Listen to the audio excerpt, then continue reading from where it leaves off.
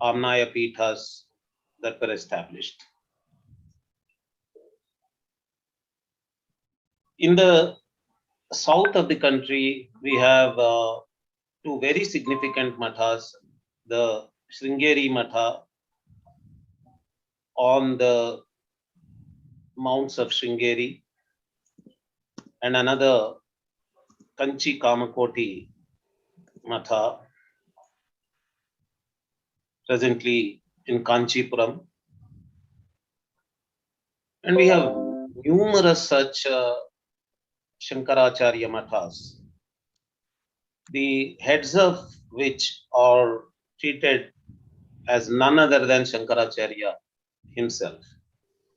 All the Pithadipatis, Mathadipatis of these Mathas are looked at as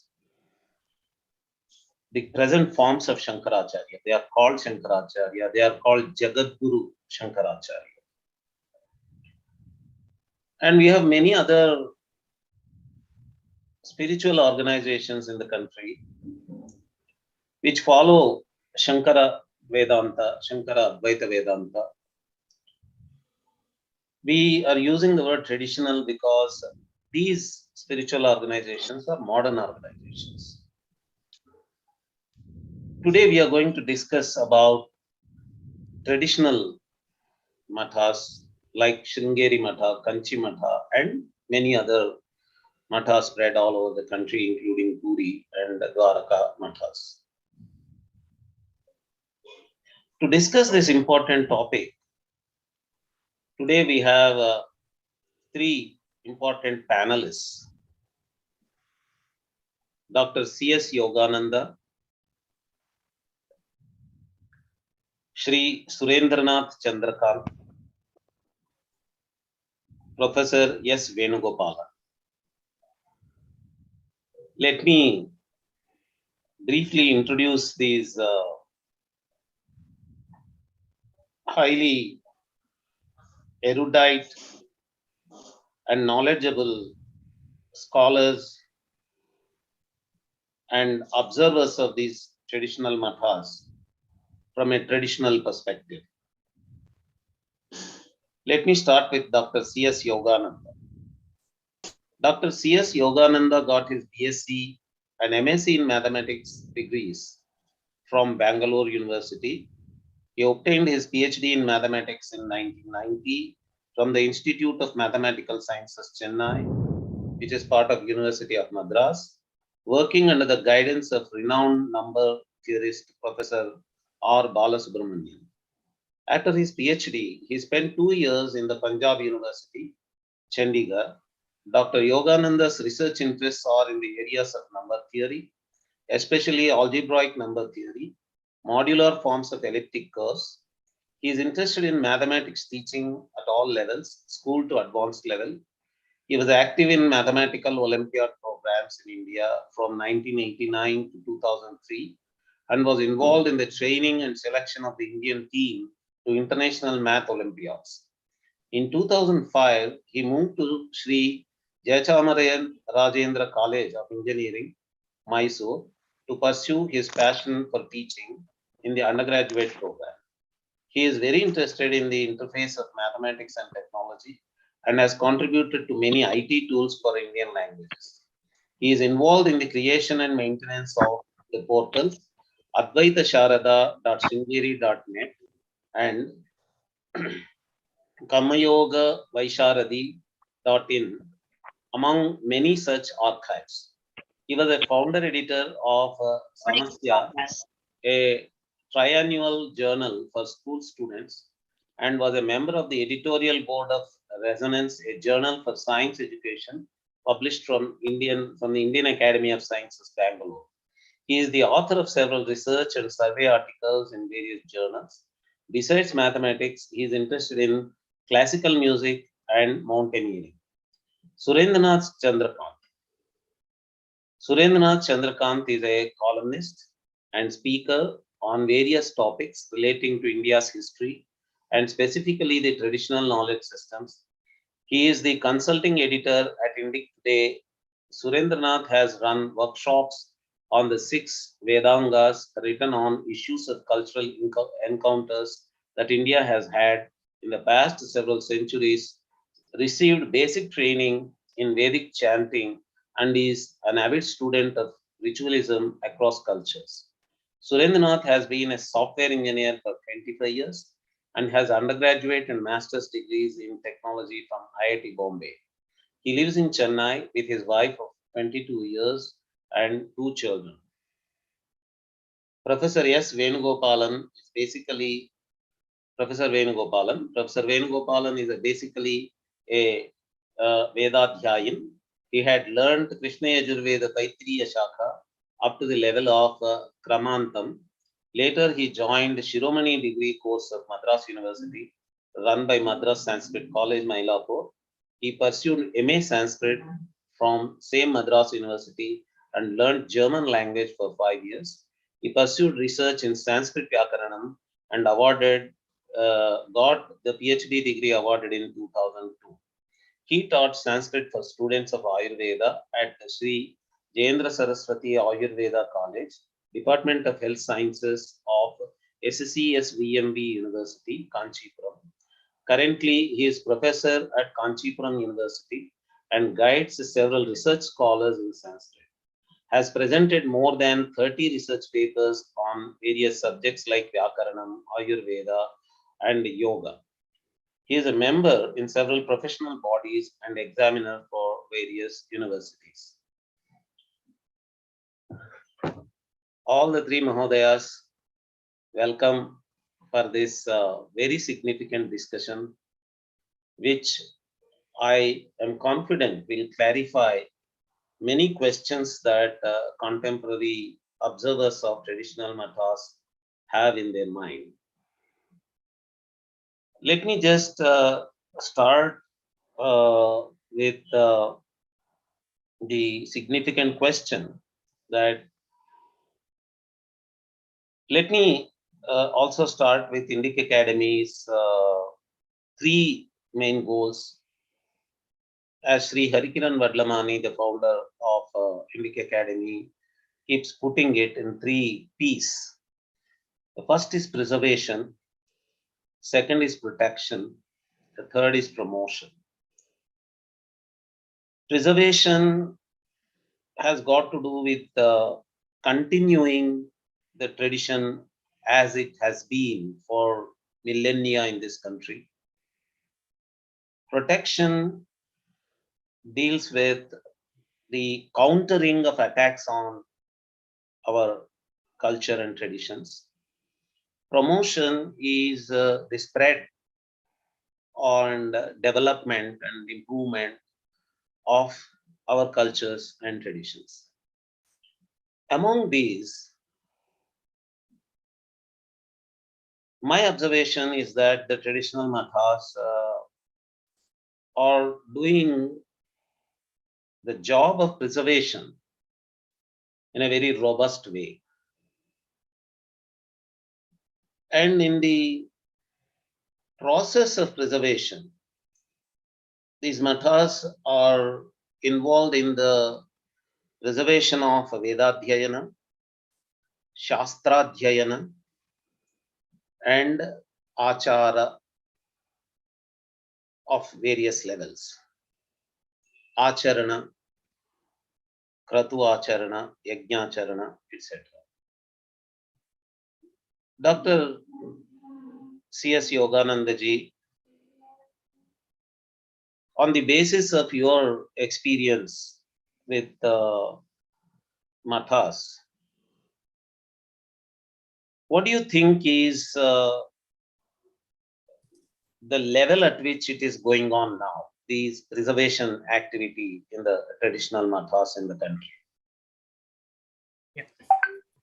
Namaste. First of all, I'm very happy to be part of this panel discussion, a very important one. And I have been part of the Indica Academy activities last few years also. And I congratulate Harikiran Vadlamani, the founder, and the Indica Academy, various scholars associated with, for their wonderful work. So I would like to begin with a slightly general observation and then come to your question. So as you pointed out in my biodata, I've been with mathematics, and what I see is a lot of similarities. So just as in mathematics, we say people are not coming to do research in mathematics, they're all going into engineering and things like that. Here, saying that well, nobody is coming to Veda Dhyana, nobody is coming to Shastra Dhyana, and so in some sense, I saw a lot of similarities in the two activities I was doing. Some sense, the mathematics also, there is a tradition.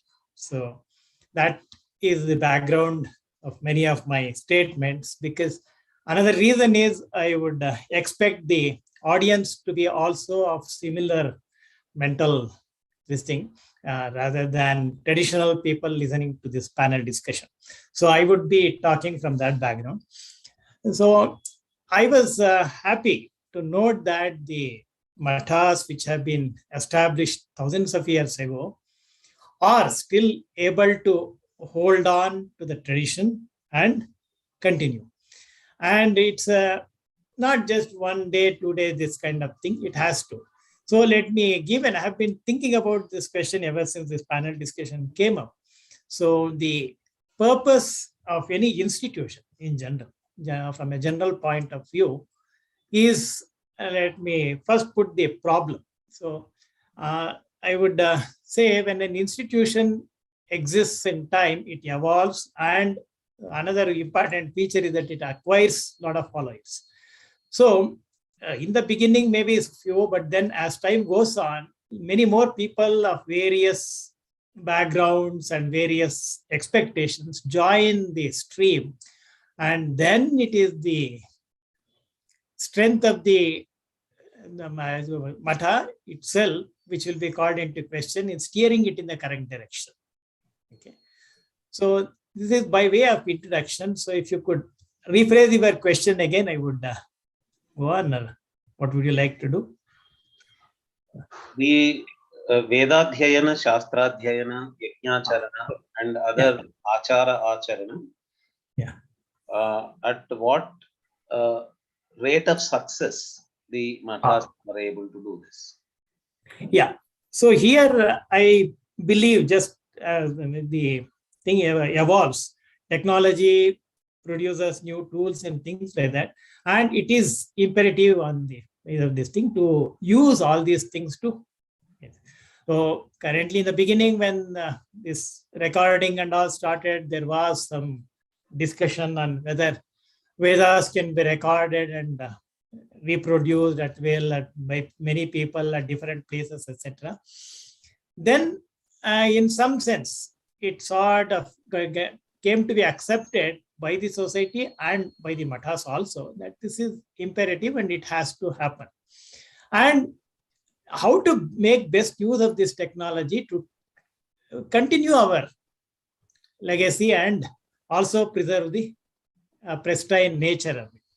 So in that sense, there has been a regular give and take, and there have been some things which one would have liked not happen. But then, by and large, I would say the community has been able to assimilate technology and use it to effective. So I was quite impressed, for example, in the recent pandemic situation, I would say very confidently that Samskrita Shastradhyayana was one of the things which was which happened very effectively and on a very large scale.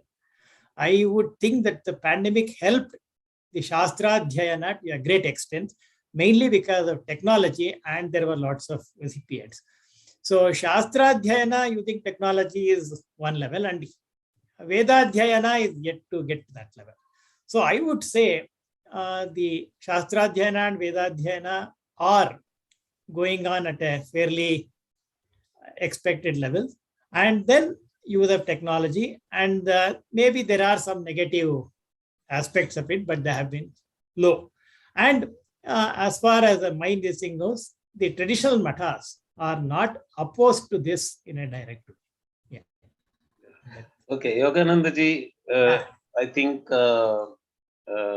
you have gone a little advanced than my question, Probably you anticipated my next questions and you are already answering those questions.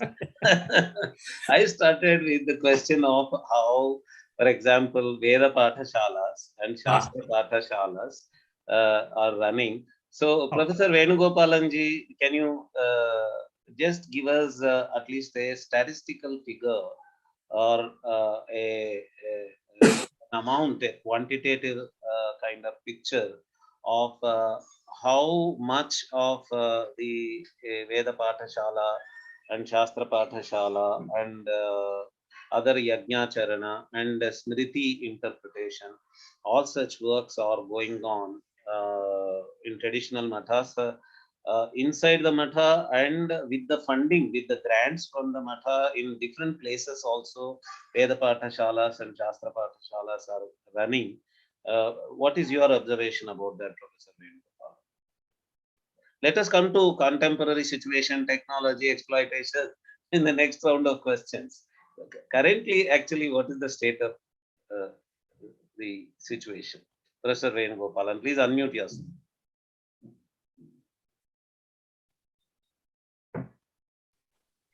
Yeah. Namaskaram. I just got the connection snap for a while. So please, can you ask me the same question again, please? I couldn't get you. What is your observation of how well the Veda Pathashala, Shastra Pathashala, Yajna Charana, all these are going on? How many Veda Pathashalas are running inside the Matha? And with the help of the Matha, with the grants from the Matha, different places also from various Mathas, whether it is Shringeri or Kanchi or all other smaller Mathas and the Puri and Dwaraka and their subsidiary mathas. How many Veda Pathashalas and Shastra Pathashalas, how many scholars, how many Vedic scholars are, how much of activity is going on? Got it. Namaste. Shruti Smriti Purananam Alayam Karunalayam Namami Bhagavatpadam Shankaram Lokashankaram Apara Karuna Sindhum Jnanadam Shantarupinam Shri Chandrasekhara Gurum Pranamami Mudanvaham Sadashiva Samarambham Shankaracharya Madhyamam Asmad Acharya Paryantam Vande Guru-Parampara. The term Matha, according to Amara Kosha, is Chhatradi Nilayaha. It is a residential school where the Vidyarthis come and stay and learn the Vedas and other scriptures. Adi Nilaya Ityanena, the Adi Shabda also includes Yatishvara, sannyasis. So it's a kind of a monastery, we can call it. Inside the Matha, because Matha itself is only a place where some kind of a teaching learning process going on. And the sannyasi mathas exclusively are also there, where the sannyasis do come and they learn Vedanta and so many other activities going on. But Yajna Charana, as far as Yajna Charana is concerned, it is totally matter of grihasthas. Sannyasi matha has nothing to do with Yajna Charana. Yajna Charana is the domain of grihasthas. So only the grihasthas would perform Agnihotra and Aupasanam or Agnihotram or Pashubandha, whatever the yajnas are expected of Vedic scholars, that will be performed only in their houses. That need not happen in the mathas. As far as Vedadhyanam and Shastradhyanam are concerned, of course, they have to happen only in the Vedic school, residential school, which is otherwise known as Matha or Vidyasthanam or Gurukulam in various terms we call it. So, wherever the Pratima of Adi Shankara or even the picture of Adi Shankara is there, in any kind of a Gurukulam or Pathashala, that is known as a Matha. In such understanding, you have plenty of Veda Pathashalas in Tamil Nadu itself. More than 350 to 400 Pathashalas in Tamil Nadu we find. Sometimes even the Guru would run a Veda Pathashala or Gurukulam in his own house, keeping 3-4 children along with his own son or his grandson. And elsewhere also they have so many private organizations, trusts have been running Veda Pathashalas.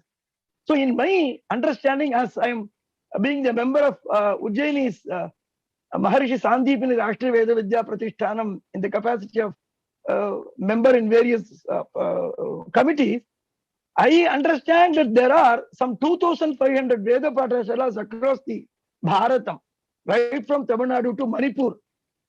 Even in Manipur, there are 4 or 5 Veda Pathashalas running under the aegis of Kanchi Kamakoti Peetham and Govindanandagiri Swamiji, who is the caretaker of Ramajanmabhoomi Nyasa Trust.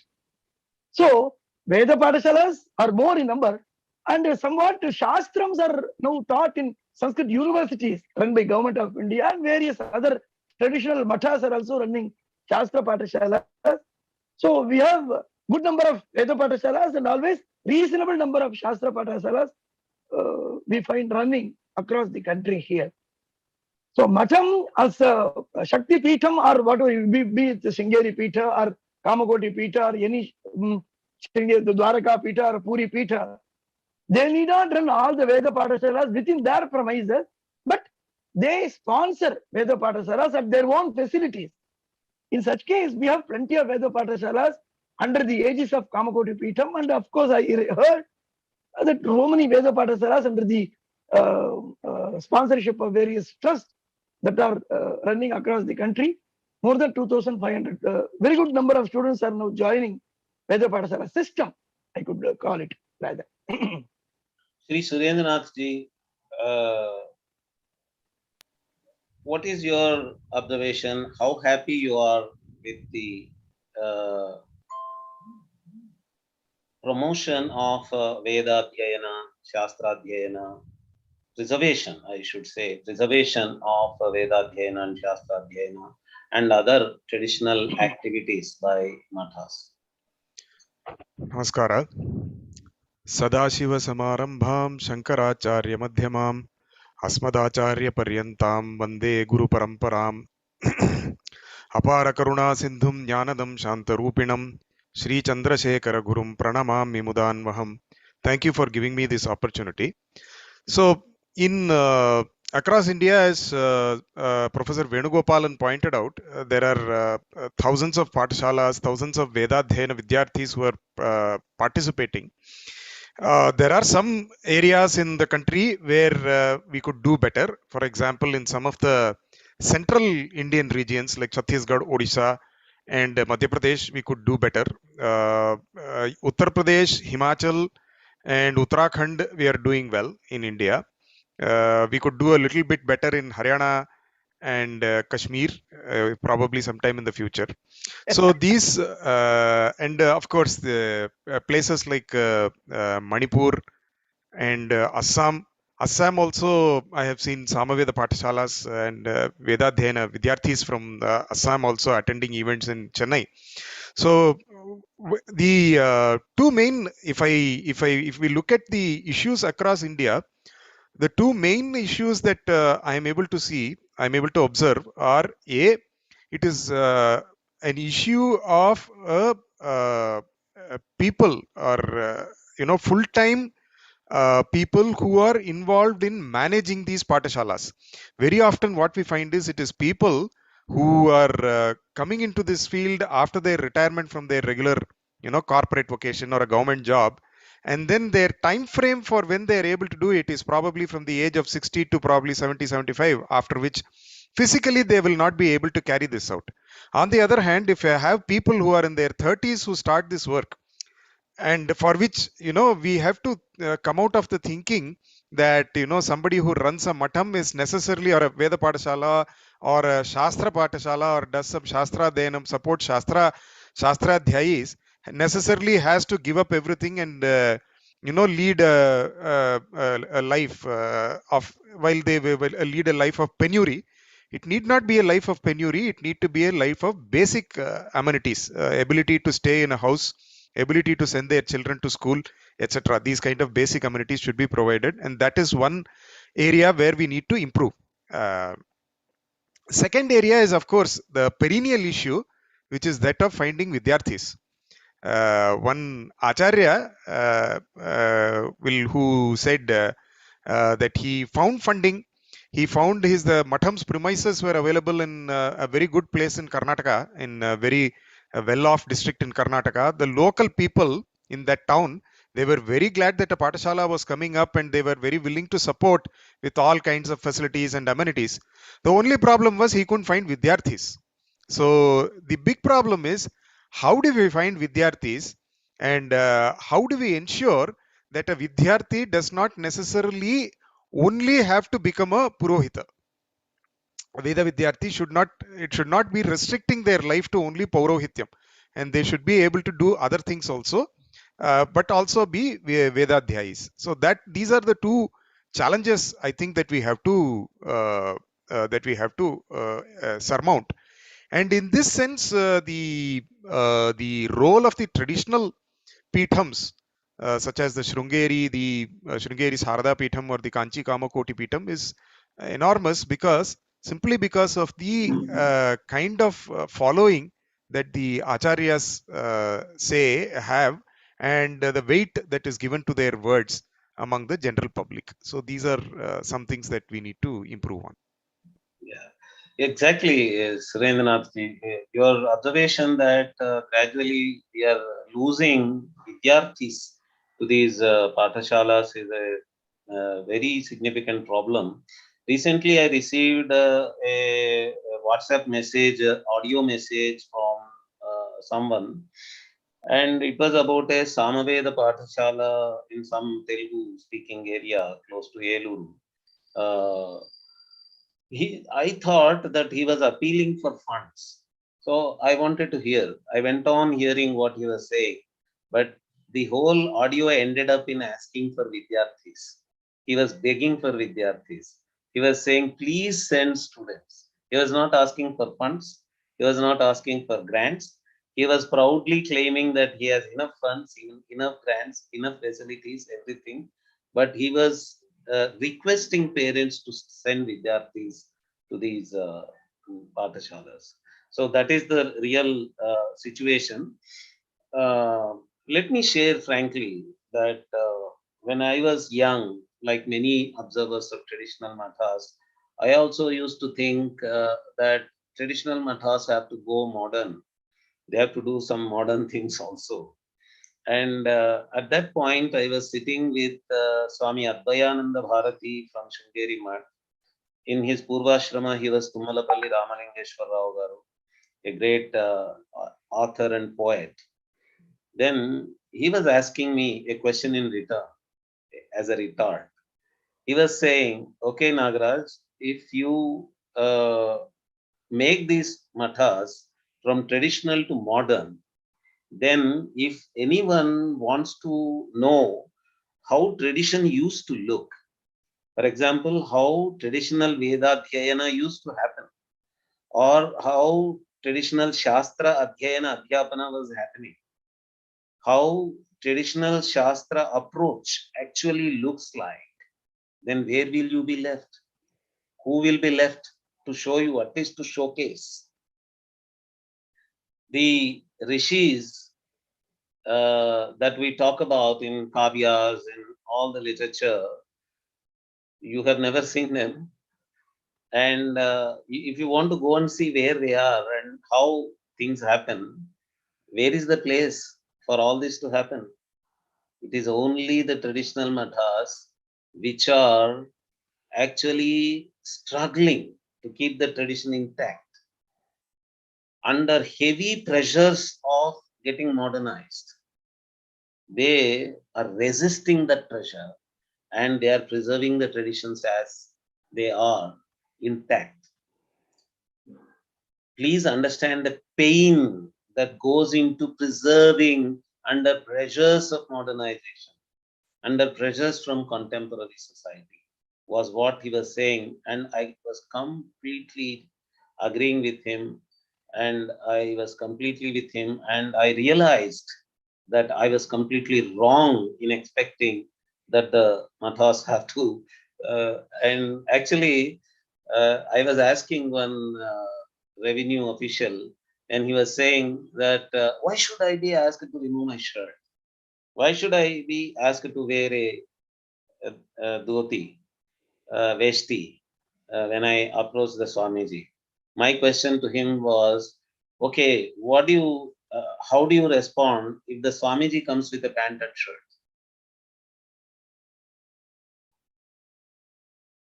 And he was saying, no, no, no, no. He has to have all the traditional saffron cloth, exactly the way it is expected. A dandam has to be there. Everything has to be intact. But you want to go with all your t-shirt, jeans pant, and the Swamiji has to agree with you in whatever costume you go. Then he realized and said, oh, I'm sorry, now I understand.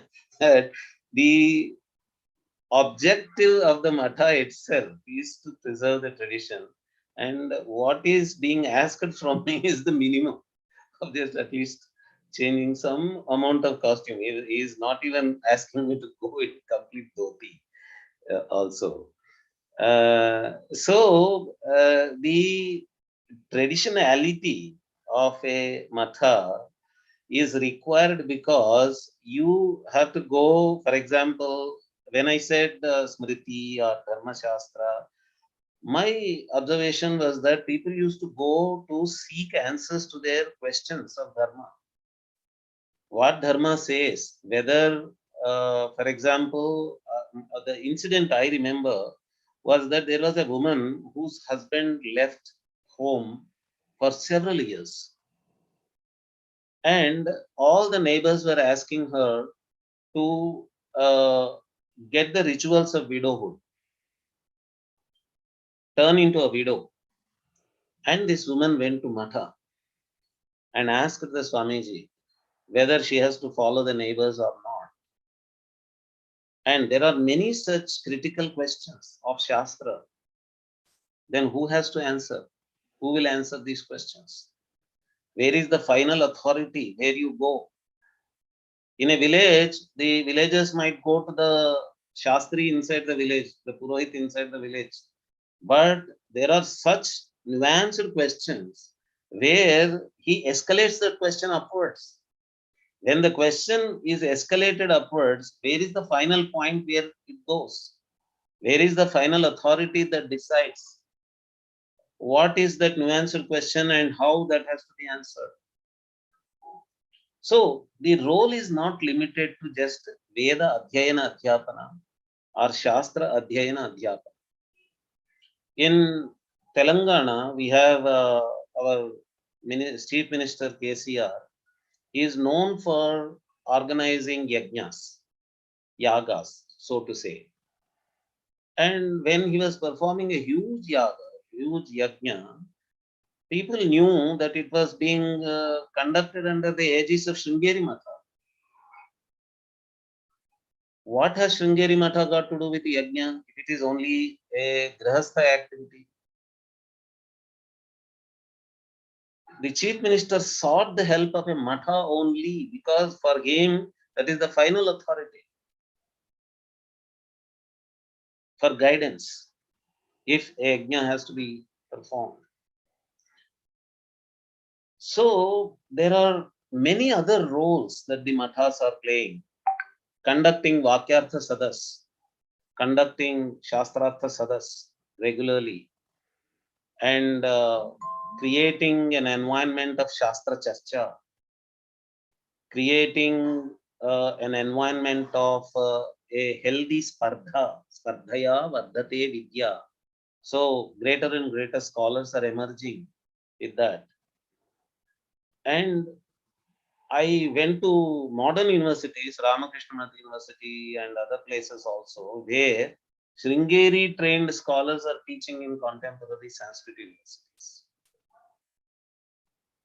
So that regular creation and recreation, generation and regeneration of Shastra scholarship is happening through the Shastra Pathashalas, not just inside the Matha, but the Shastra Pathashalas and Gurukulas that are being encouraged and supported by the Mathas. Okay, so now we have, I think, completed that question of the Achara guidance, Yajna guidance, Puja guidance, whatever kind of guidance that is required, how mathas are playing that role. Now comes the question which Dr. Yogananda ji was jumping the gun and going into the adapting to the contemporary technology and making use of the contemporary facilities for achieving these objectives of preservation of things. And this question is very pertinently goes to Dr. Yogananda only because one of the very important such projects is Advaita Sharada. The once internet came in and digitization of literature started,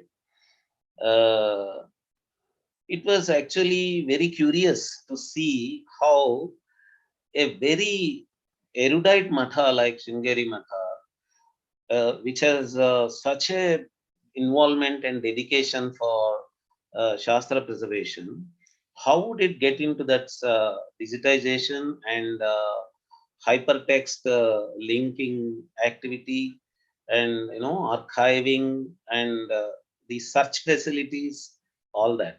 So I request Dr. Yogananda ji to share his experience with this project, how agile and adaptive the mathas were in taking up such a project. You are muted, Yogananda.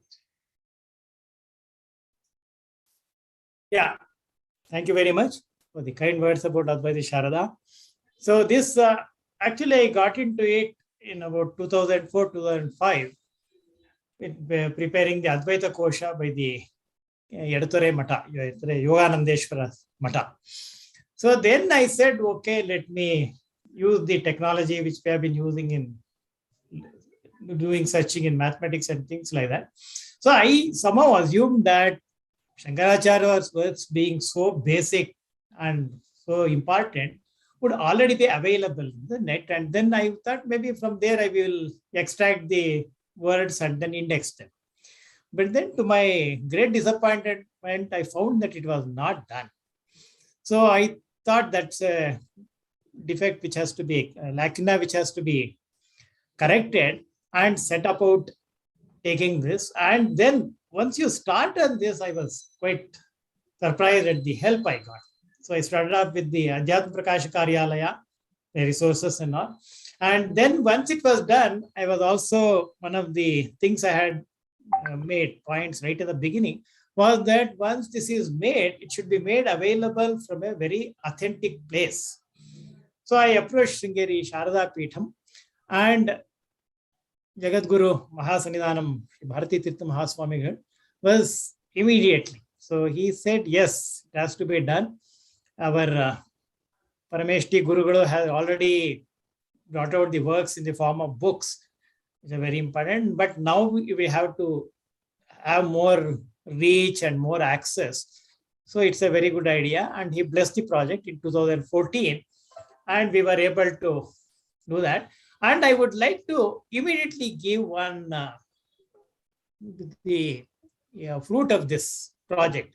So right from 2014 itself, when we presented this Advaita Sharada and we told Jagadguru Mahasannidhanam that we have put Brahma Sutra Bhashya and other Prasthanatraya Bhashya, immediately he had like a two scholar. He said, okay, I will, in mathematical programming, we call that test cases. So if you have a program, then you use some test cases to see how good is the program. So he immediately said, okay, search for Pradushyu. Then we typed it in and it came. And it was in Brahma Sutra Bhashya. He said, good, you are passed, go. And then we were wondering why this Mahaswamigal asked this question. And we found that in the entire Prasthanatraya Bhashya of Shankara, this is the only place where that word occurs. It has been used only once.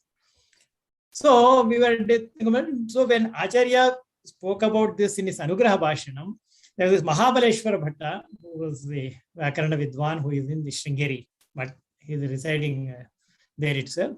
So he said, when he read it in the morning, his mind paused over that word for some time and its vyutpatti and its beauty. So based on this, he produced a book, Acharya Padaprayoga Vaishishtyam in Sutra Bhashya.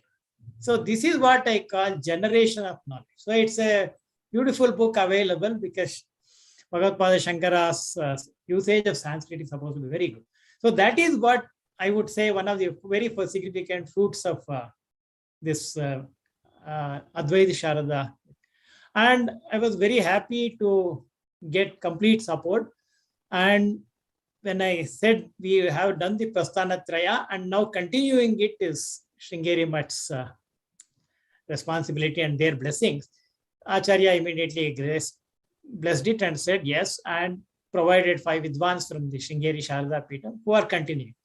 So when I started this technology, I had 2 ways of looking at it. One is I had this idea of presenting it, the knowledge as it is and in our systematic way. And with our Shastras require multiple dimension studies. So Shankara's works are multi-dimensional. They are not confined in books because there are lots of hyperlinks across issues and all. So the internet is a wonderful medium to implement all these things. So that we were able to do in a way the thing, and then the authenticity and the whenever corrections are required and what other kinds of facilities are required were provided by the scholars who are working with us. So that is the way it has been going on. And many people have now found it extremely useful across the world, because as you have pointed out, earlier, as I would telling people, before the internet came, the problem was somebody would write a letter to the editor saying that so and so said such and such a thing. Some 100 years, many hundreds years ago. And another person would say, no, I have a book and it says differently here. So now this person has one book which says something, and that person has the same kind of book and he is claiming different. And the readers of the letters to the editor, we are no wiser for both these things because we have access to neither of those books. Now that is one thing which has been corrected here. If somebody says, there are other resources that many internet resources of digitization of text have been created. You have Gretel and you have many other such resources, but none of these has that cross-textual referencing, hypertextual referencing. Each text is just a text that is uploaded, but here there is this kind of activity. And when a technology person like you approaches the Swamiji's there, Shankaracharya's there, what is admirable there is that they understand the value of such an activity, and they immediately agree to such activity. So it is not required that the Swamiji has to know that such a facility is there inside the software. What is required is that the Swamiji has to be flexible enough, open enough to agree. If a software person goes and suggests that this is possible, I can do this. That is the adaptability that we can see.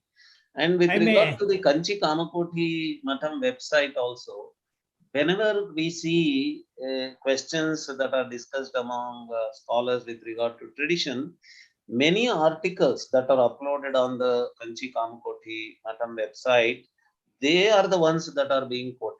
Repeatedly, people bring up those questions. And recently, I received a PDF file which is uploaded on the Kanchi Kamakoti Math, which has a list of all the Nityagnihotris, Ahitagnis, that are being supported by Mathas. Until I saw that PDF file, I did not know that such young Ahitagnis were still existing and they were following the Nityagni tradition. But this PDF file has all the photos and pictures and the profiles of all these Nityagnihotris across the country, and the Kanchi Kamakoti Matham, I don't think that PDF file was created just to show that their Matham is patronizing them. Actually, they are just maintaining a database. They are just having a data of how many such practitioners, Shrauta practitioners are still there. Chandasa way of life, how much of Chandasa way of life is continuing. They preserved it and they saved it on their website. Professor Venugopalanji, what is your experience of how Kanchi Kamakoti Math responded to your suggestions or suggestions from other scholars of how they have to adapt to modern technology and modern facilities inside the universities, inside the contemporary system?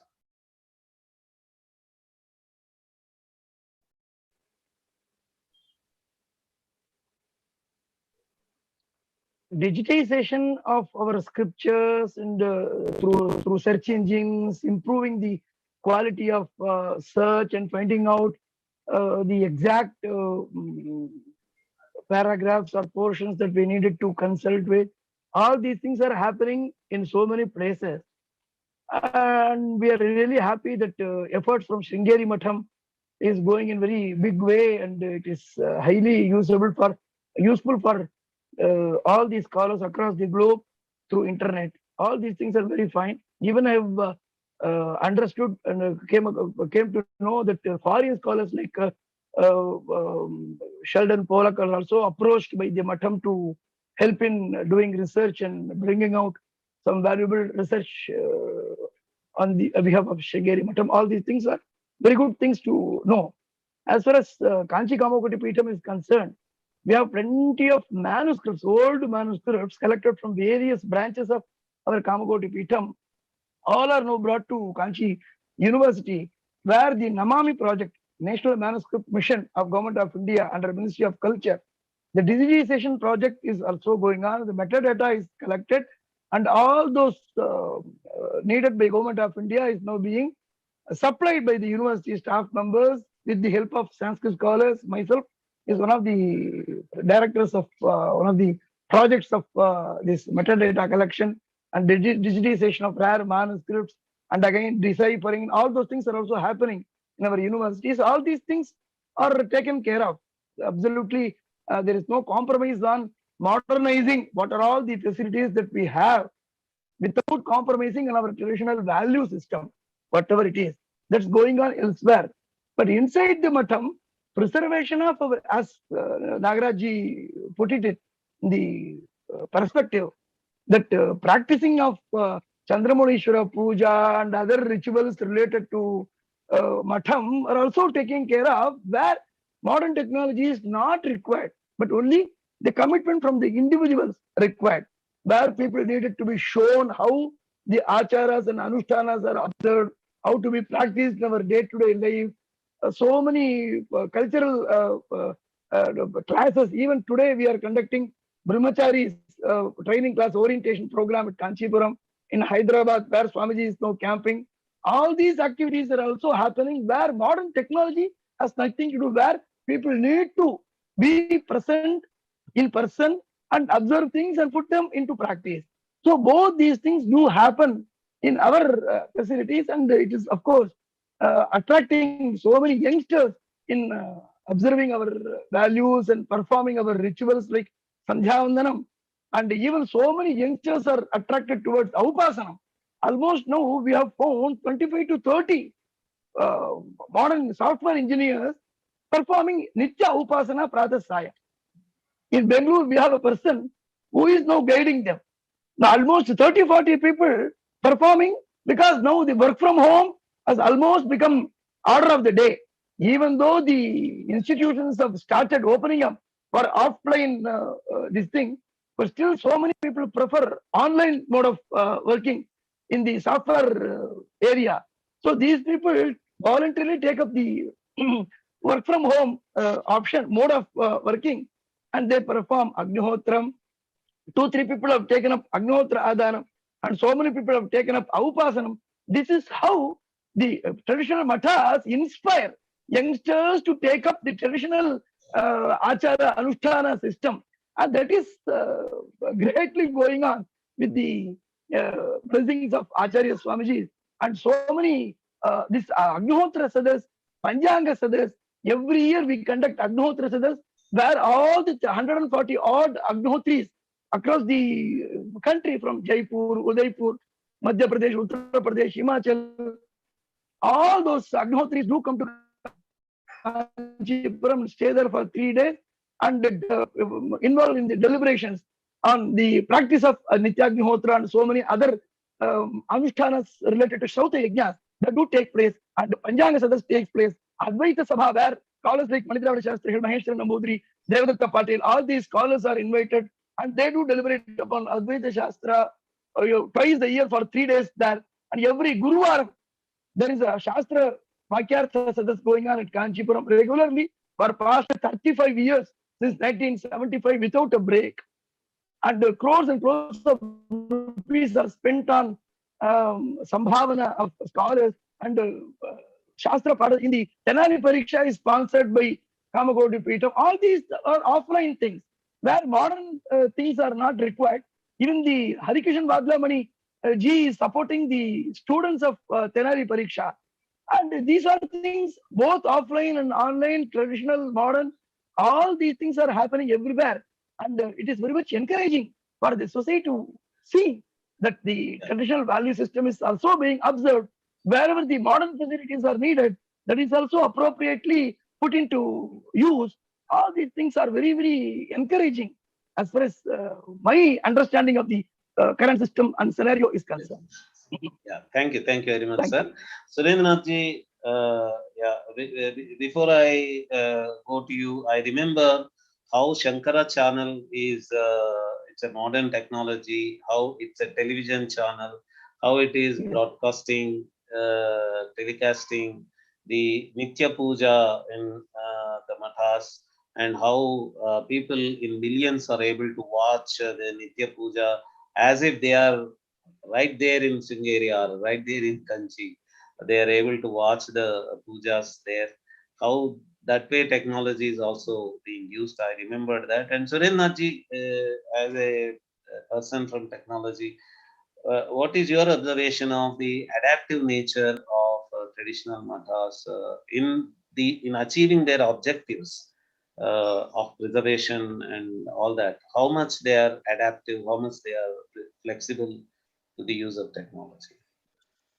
See, we have to look at this, the role of the Matham in several levels. You know, at the core, the role of the Matham is the preservation of Veda Dhanam, Vedic corpus, Shastra corpus. So, in which case, you know, technologies for, basically just preserving, digitizing assets, as we call them, digitizing these assets, and then being able to put them into search engines and so on. These kind of work are happening. But even before that, but it should not be done. They are not compromising on the primary function. So if you look at it, even if all the libraries in the world were burnt down, if all the hard disk drives in the world were destroyed, the Vedic corpus will still remain because it is carried around in the heads of human beings. So this is, even in the most apocalyptic situation, what will keep our dharma surviving is the information and the memorized Vedic corpus and the Shastra and the Bhashyams in the mind of the scholars. So while so this is the first core level. Then you have the digitization of assets, and then the copying and recording of all these Veda Parayanams, which is happening for the edification and for study of people who are outside the system, but who are still interested either for their own personal spiritual growth or as an academic exercise. Then there is the third layer around it, where people in this day and age, many people, you may not be a Vedadhyayi, you may not be a Advaita, seeker or a learner or a student of Advaita, all you want, if you want, for example, an ordinary gentleman, all he wants is to see the Swami, right? Perform their namaskarams to the Swami, and they feel they are sufficiently benefited spiritually just by the darshanam of the Swami. So this is where modern technology has got a fantastic role to play, and this is where your YouTube channels, regular updating of where the Swamis are, the pujas they are performing, when they are available for talking for members of the public to approach them with their doubts, with whatever they have in their mind.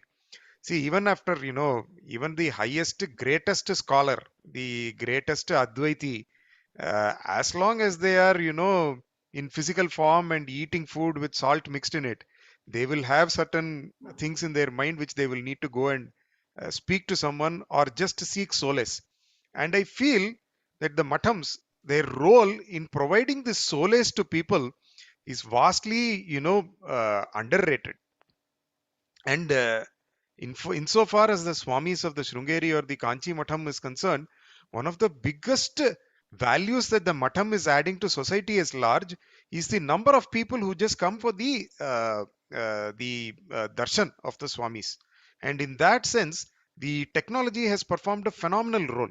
With all these WhatsApp forwards of the Swami performing a puja or the Swami giving an Anugraha Bhashanam, where the Swami tells you in very simple language how you ought to be taking care of yourself, how you ought to be dealing with society.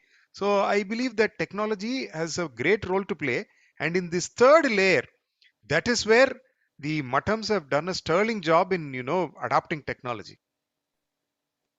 So that's a absolutely. Yeah, when you mentioned YouTube channels, I remember so many YouTube videos of Puja Guruji Shri Nishalananda Saraswati Maharaj of Puri Math. How wonderfully he answers questions in a very Shastriya way to modern audience. They come with all kinds of questions to him, and he shows how Shastriya way of answering is possible to such questions also. And all those YouTube videos are trending on YouTube just because the contemporary audience are able to see that as Swamiji with such a Shastriya learning can answer your modern type of questions also in a very Shastriya way, in a very logical and rational way. He's amazing the modern audience now with all his highly rational Shastriya logical answers, and YouTube is what is helping, and he is okay with that. That is the beauty of it. He does not say, hey, don't upload this to YouTube. I don't want to answer to your YouTube videos and all that. So the Swamijis are able to understand that as long as their primary objective of preservation of the strength of Shastra is intact, they are okay with whatever technology that people are coming up with, and they are allowing these things to happen so that their primary objective is served. And moving from technology, there are questions about what role Swamijis have been playing with regard to the social pressures, the political pressures that have come up for Hinduism and Hindu tradition. What I remember from the stories about Periyava Paramacharya Sri Chandrasekharendra Saraswati Swamigal is that when the Constituent Assembly was sitting to draft the constitution, he sent Venkataramanji, who later became the President of India, but at that time he was a young lawyer, to the Constituent Assembly with a message from Periyava Paramacharya that right to religion has to be included in the fundamental rights. He was able to foresee the danger of the secular overtake of spirituality and religion in this country. Today, we are able to see that the judiciary and the three organs of the government of the state today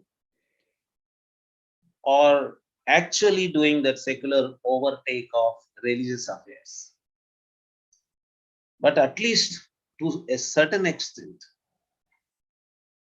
some preservation was able to be given because of such an intervention from Periyava.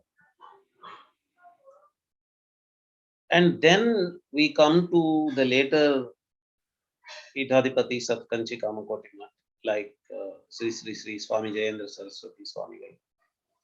And the same line of argument is being continued by the present Shankara Vijayendra Saraswati Swami also. The argument that religious affairs have to be left to religious leaders. Politicians should not interfere in the religious activities. That comes from Chandrasekharendra Saraswati to Jayendra Saraswati Swami to the present Shankara Vijayendra Saraswati. Same argument. Though we are not able to see any result from the politician side to this, but the argument has to continue. And it is continuing, and the lineage is emphasizing that argument. Sri Surendranathji, how would you respond to this political situation in the country? How the state is it poking its nose into the religious domain of the mathas, or is it gradually learning lessons and is taking its foot back from unnecessarily poking its nose into the religious activities? See, this would be a slightly different discussion in terms of the essential religious practice and how it is viewed upon by the courts as essential religious practice. So, as one person, in a somewhat crude way, put it, the essential religious practice of Hinduism is mind your own business.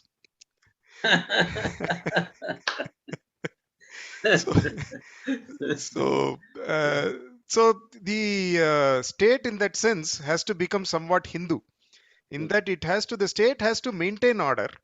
And if certain practices under the guise of religion, if there are certain practices which are outright discriminatory in nature, or which are, even if they are discriminatory in nature, that's a second order problem. The first order problem is if they are causing a problem to public order and health, right? If I am doing something and I am saying which is causing spreading disease, and I am saying it is an essential religious practice, then it cannot be allowed. That is about as far as the role of the state has, the role that the state has.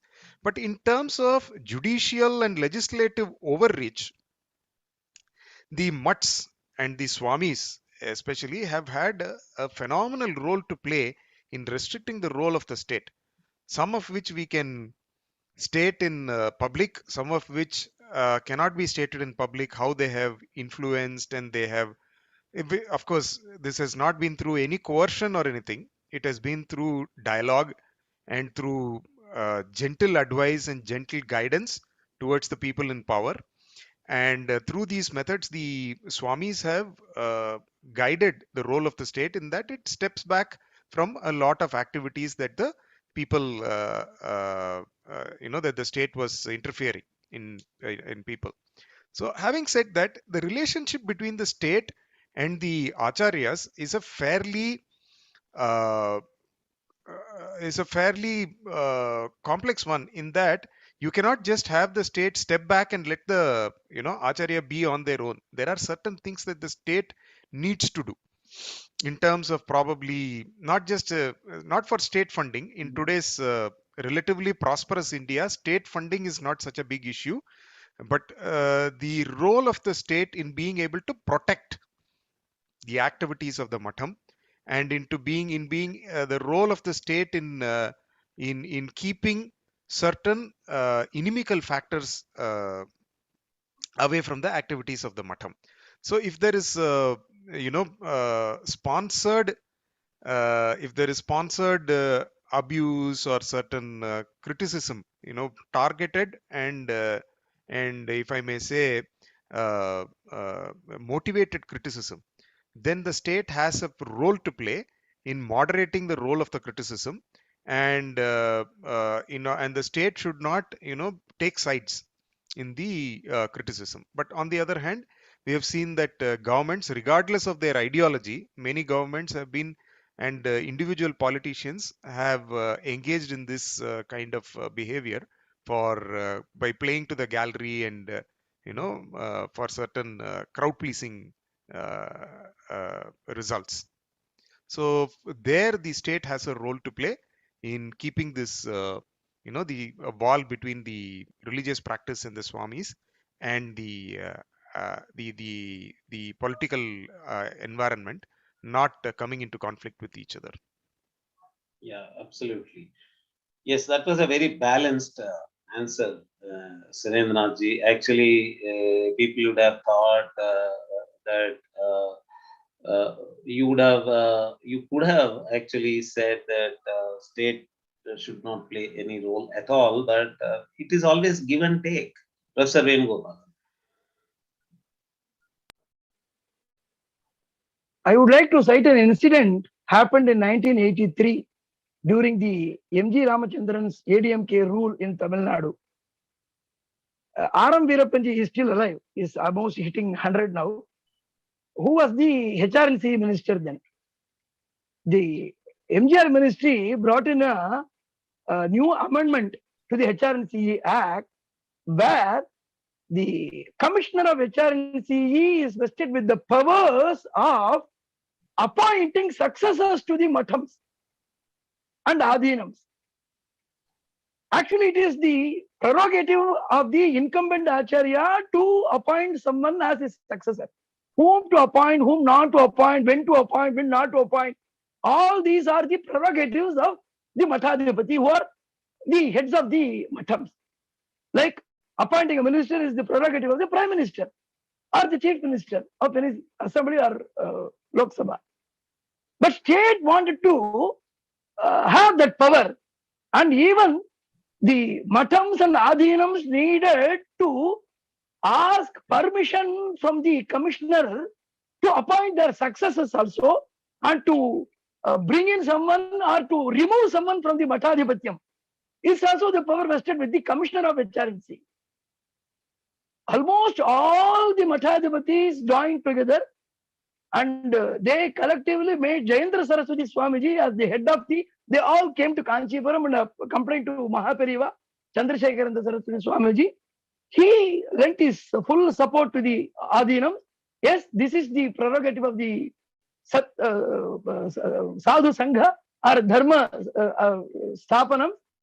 State should have no role either in appointing or removing someone or having the power of giving permission to some Adhinam or Mathams to appoint successors. They should not be with the government. Then they stall the entire process because the bill was already sent to President of India. Jail Singh was the president. And the representation from all the Adhinams and Shankara Mathams or other Matham, Ahobila Matham, all the religious institutions and spiritual organizations came together, almost 50 in number. They represented to the President of India and it was stalled. So, where it is necessary for the Sant Samaj to respond whenever the state tries to assert their role, then immediately the Sadhu Samiti had responded in a befitting way to stall the excess of the government. Even in Rama Janmabhoomi issue, Pejawar Swamiji and Jayendra Saraswati Swamiji both were two hands of Ashok Singalji. When Narasimha Ravji wanted to stall all the Karaseva and all those things, these two Swamijis were probably the only two great well-known faces in Hindu Samaj, which stood extensively across India and mustered the support of all the Mahamandaleshwars and other people. And there was a public opinion created towards Rama Janmabhoomi, and rest of the things is history. So always the religious institutions and spiritual organizations too have some kind of a dharmic authority over the state to resist any the Yes. yeah. This is what I Again, wanted to say here. yeah. When the Swamijis are saying that the state should not interfere into the domains which are the jurisdiction of the Mathas, reciprocatively, they are also saying that they are not interested in poking their nose into the political domain of the politicians. Okay, so they are not interested also in poking their nose into the state affairs. So it is reciprocative. So when the mathas are ready not to poke their nose into political aspects, the politicians also have to get ready not to poke their nose into the domain which is the jurisdiction of the mathas. Yoganandaji, did you want to say something? Did you raise your hand? Yeah, please. You are muted. You are muted. Yeah, as Professor Venugopalan pointed out, when such things happen and there is some thing, there is a section of people who says, why should Swamijis be concerned about how to run a state and things like that? But then the answer has been, I mean, even Vidyaranya Mahaswamigal has already said in Panchadashi that Gnanina Rachitum Shakyam Samyak Rajyadi Laukikam. So the Gnanis have to come in and then say that state you are on a wrong path. So that authority is there. And I might recall a recent incident because of the happenings in Andhra. Sringeri Mahasanidhanam wrote a letter which was widely circulated in Andhra TV channels and all about the damage to the temples and such things. So the result was the next week, the minister for HRC, he came to Sringeri and explained the government's position and all, but was told by Swamiji that you have to have your limits and you cannot do these kinds of things. Whether that was fully put into action was a different thing. But there was a positive action from the state. That was one remark I wanted to make. Another remark I wanted to make, because there was this Sheldon Pollack's. So I know Sheldon Pollack from different quarters. So when Advaita Sharada was launched, he was one of the persons to whom I sent the link. To which he responded, he said, this is what we want from India, because we cannot make this presentation. As you pointed out, that Gretel and things like that, they are archives, they have the material. But the presentation of this hyperlinks and the structure of the documents, etc., that's exactly what he said. He said, we don't understand that. For us, everything is two-dimensional. So whereas the Indian scholarship has that, and this is the kind we would like. So later this was extended to the yoga text in KYM, Krishnamacharya Yoga Mandira. Seeing this Advaita Sharada, they took the yoga testing, and KYM Yoga Vaisharadi is the one.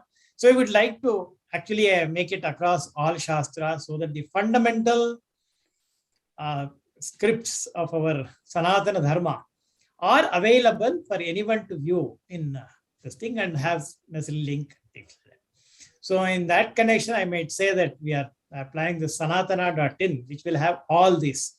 Rig Veda is already there with Sayana Bhashya, the full concordance and things like that. And Yajurveda is, for example, there itself, I might say how Swamiji's embraced technology. When we made that recording by traditional Pandits in a studio and all, and we would have wanted Bharati Tirtha Mahaswamiji to release it. So people in the mat said, you please go and check whether Swamiji would like to do that. And he immediately agreed. He said who chanted. When we said the names, he knew them, and he said the Ganapati is done. And then after his release, next day he called me and said, do the same thing for Yajurveda. So that's a project which has been going on. So they are not averse to technology. And apart from the Swamiji, even the Vidwans are very eager to embrace technology. And they are one of the strengths of Advaita Sharada is that the traditional scholars are able to learn the technology tools which we have been using in Advaita Sharada and contribute to it in a very significant way. Yeah. So continuing with that question of state and the mathas, Let me remember some examples of, say, for example, we have Jagadguru Ramabhadracharya uh, uh, giving witness in the court for the availability of evidences for in Tulsidas for the Ayodhya issue. My question is, why should not a Jagat Guru like that and go give witness there?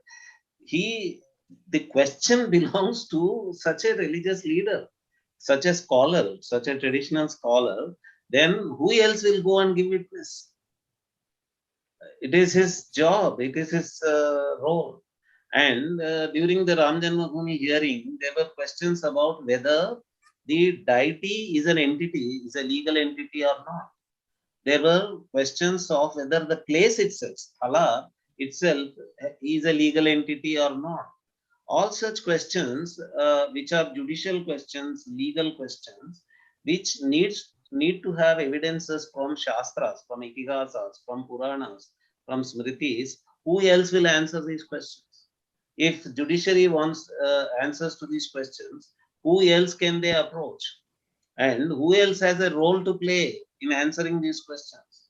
So if someone thinks that, okay, these Swamijis are going and interfering in these issues, the issue itself is such. The issue which has come to the court itself needs an evidence, witness from the people who are experts in that area, and the only experts you have are all the learned, erudite Swamijis like Jagadguru Ramabhadracharya or the Swamijis of various mathas, traditional mathas, and all that. They are not going and answering questions like CRPC or IPC or some other question in which they are not experts.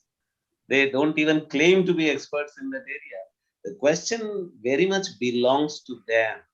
They are the experts, not only experts, they have the resources of expertise, other traditional scholars who can answer those questions which fall under their domain. So, if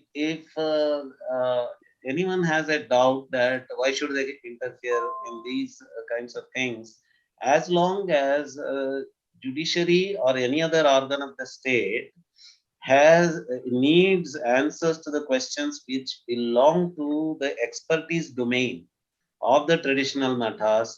Traditional mathas have an essential role to play, and they have played, and they are going to play such role in future also. So, Surendranathji, what do you think is the expectation from the millennials, they call the younger generations, the present younger generation, from the traditional mathas today, and what is the way we can make them understand the role of traditional mathas in the language that millennials can understand? Excellent question, sir. Before going to that question, there is a point that I would like to make in regard to the relationship with the state. It may be of interest that in the 18th century, between the 1750s to the 1820s, for about 70 years, whenever the British East India Company took hold of, whenever they were running certain areas, there, wherever questions used to crop up in their courts related to Indian temples or certain aspects of our dharma, they had a panel of Shastris who were knowledgeable in Dharma Shastras to actually help them out. So, actually, there are some things that the modern Indian state can even learn from the British East India Company in how to handle certain aspects of jurisprudence. A panel for the courts composed of scholars which are nominated across disciplines by the Dharmacharya Sabha, which was the traditional Acharyas, will help. So that's something that I would like to point out. As far as the expectations of millennials, see, the millennial generation is characterized by certain has certain characteristics. First of all, they seek immediate answers. They seek quick answers. Second, they have a lot of questions. as is expected of people their age. Third thing, which is very important among millennials, is since they have so many things at their disposal, their attention span is very limited. So in that sense, and I am actually, dealing with millennials coming of age. My own son was born in 2001. So I am dealing with his coming of age and his questions as to, you were like this when I was 5 years old. You were not like this. You are a very different person. You have changed. And now you said, tell me so many things. So I think for the millennials, what is required is reaching out, outreach, like what the Kanchi Mutt does in terms of camps for young girls, camps for young boys, brahmacharis. And beyond camps, it's also quick, easily digestible quotes and thoughts of the Swami, right? The same way as certain other gurus have very short, interesting quotes which capture the attention. There are so many wonderful things that the Acharyas have said. For example, if you can take Chandrasekharendra Bharati Mahaswamin, the Mahaswamin has said things, has given short discourses, and the dialogues he has had with individuals which bring out aspects of our dharma and aspects of Vedanta and aspects of Shastra in such a very logical manner. These things, if they can be taken as short little clips, and if the Mathams can share it with the outreach to the millennials, it would be of great help. And these typical 5-minute or 10-minute short snippets, and then a half-day program for people who then, for young people who can then learn further. So then it will really be of great impact, I feel. Professor Venugopalan. With regard to the role of traditional mathas in keeping pace with the contemporary society is concerned, today the traditional mathas or modern mathas or whatever it is, their role is expected to unite the entire Hindu Samaj, not only to catering to the needs of one particular community or one section of people. It has to take the entire Hindu Samaj into consideration and should cater to the needs of the entire Hindu Samaj.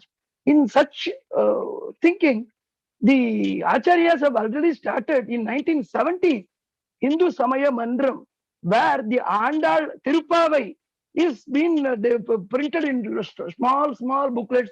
Tirupavai, Tiruvambavai. However, the Shastras and other scriptures are concentrated upon.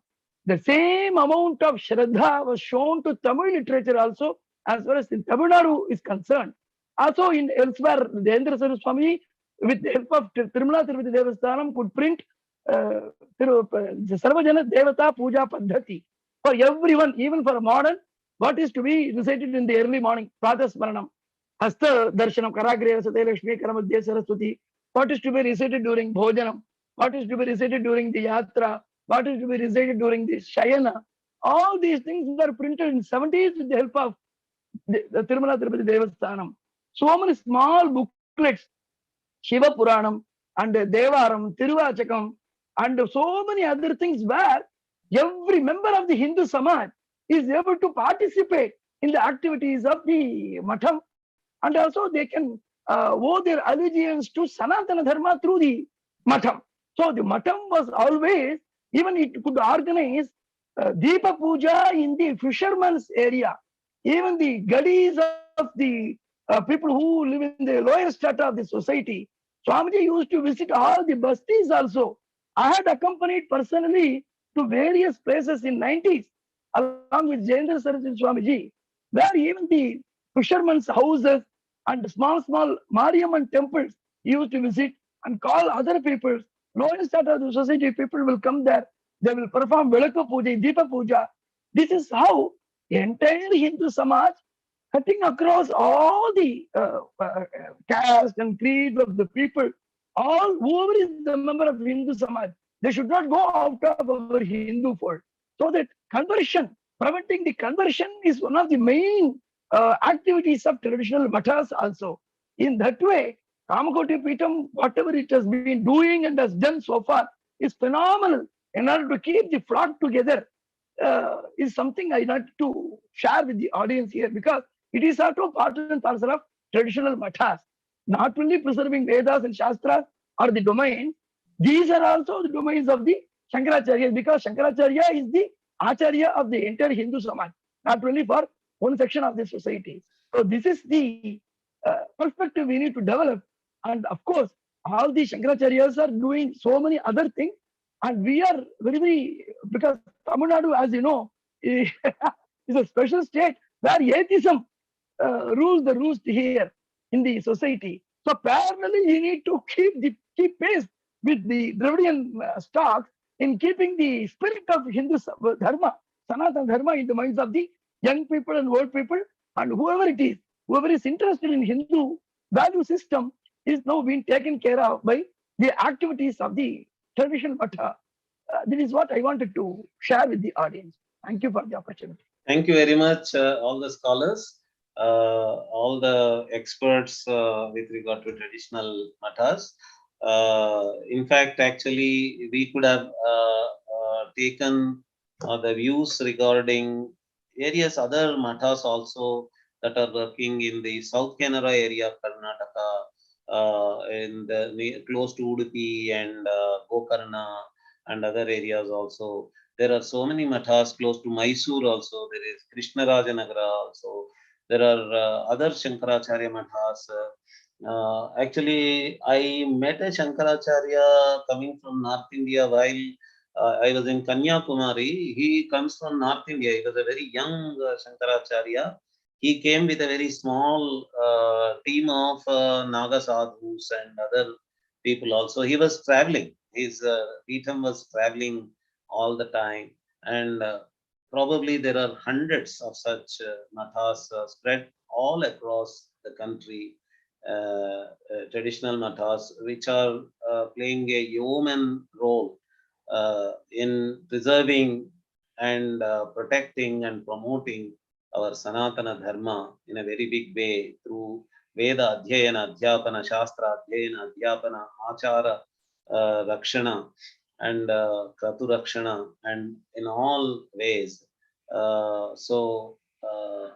With Professor Venugopalan, we are approaching 8:30 now.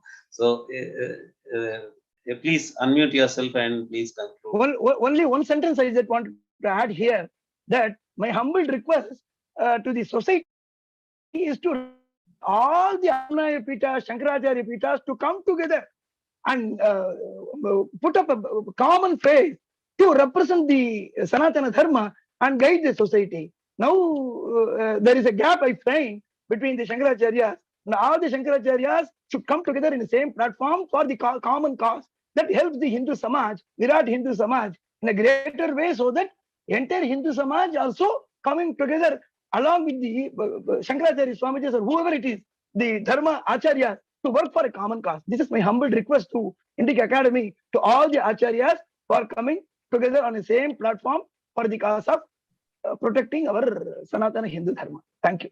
With my gratefulness to all the Shankaracharyas of smaller regions and bigger regions, and hundreds of Shankaracharya mathas spread all across the country for preserving our Sanatana Dharma in various minute aspects and protecting the Hindu Dharma and Sanatana Dharma in a big way.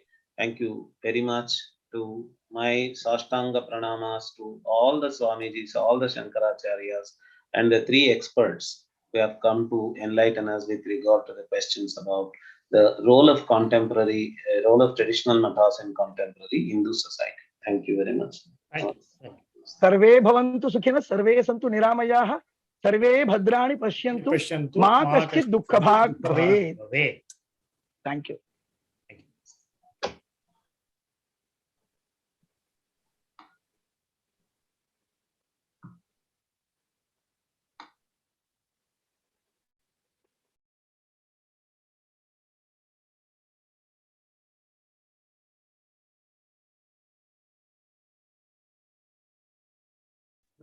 Second hand.